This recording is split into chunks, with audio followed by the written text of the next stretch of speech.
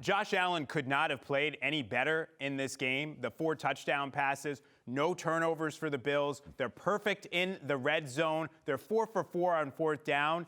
It's just, again, they didn't execute to me late. I mean, I look at what Tony Romo said about that kickoff, and you just kick it deep and leave. They ended up kicking that tying field goal with 3 seconds left. You're telling me you couldn't run those 3 seconds off on the kickoff? So what Chris is talking about, again, the last Davis touchdown came with 13 seconds left to give the Bills a 3-point lead. There's 13 seconds on the clock. When you kick it into the end zone, no time comes off the clock. The clock doesn't start running till someone fields it, but if you can kick it up at the 5-yard line or so, either the guy has to fair catch it with no time off the clock, or if he runs it, you're talking 3, 4, 5 seconds. Now they might not have time for you. And I was disappointed because I've been big on this. I feel like the Bills coaching staff is a good coaching staff. And so when I talk about the Buffalo Bills and we're worried about, Josh Allen, I'm like, don't forget about the quality of coaches that the Bills have. They're starting to, I think, maybe kind of, get to the level of where the Patriots are. But when they have those kinds of plays and Leslie Frazier screwing it up at the end with his defensive calls, it kind of makes you wonder if I'm right on that. To Ted's point,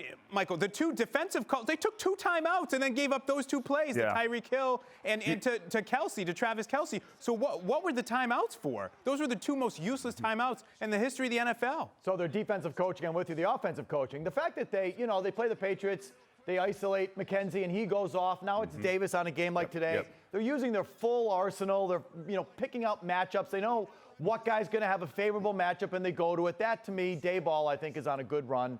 And Josh Allen is just a special talent. But even without the squib kick, Ted, 44 yards in 10 seconds. I couldn't believe it. I thought the game was over. It should have been over. And honestly, it was that play that we saw there with 8 seconds left where they hit Travis Kelce over the middle of the setup for the field goal. Get hands on him. It's amazing how many teams don't play Travis Kelce the right way at the end of these games. You don't give him free releases down the middle of the field. That's his go-to guy in crunch time. So, and I say 10 seconds because they got the ball with 13 seconds and they snapped it to kick the field goal with 3. So that it only took them 10 seconds. That's amazing. To go from their 25 to the Buffalo 31. I mean, that's insane. The percentages of doing that are so low, but the Bills allowed them to do it. I mean, it was shocking. They were too soft. And you know what I think, too, Teddy, is I think the Bills had some PTSD from that Tyreek Hill touchdown. And they were nervous about either a deep shot or a crossing route with him getting momentum and splitting them. So they were like, okay, to your point earlier, GTFB, I think they were GTFB, and it worked against them. Okay, so I think the thing that stood out today the most, and obviously it's the singular brilliance of both of those quarterbacks, but the amount of running that both those guys did and how they committed to it, how they said that, if the play's not there, I'm getting it myself. And this was early in the first half.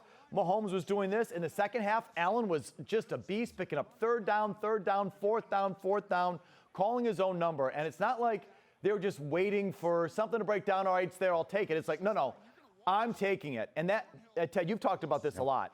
There's no answer for that. You can't scheme for it. You can't game plan for it. You can't scout it. And so that's what makes it so hard to stop, particularly from the Patriots standpoint. That's why they've always had issues with mobile quarterbacks. So if you have a quarterback that can run for just a couple, 2, 3 first downs every single game, that is a huge advantage for your offense.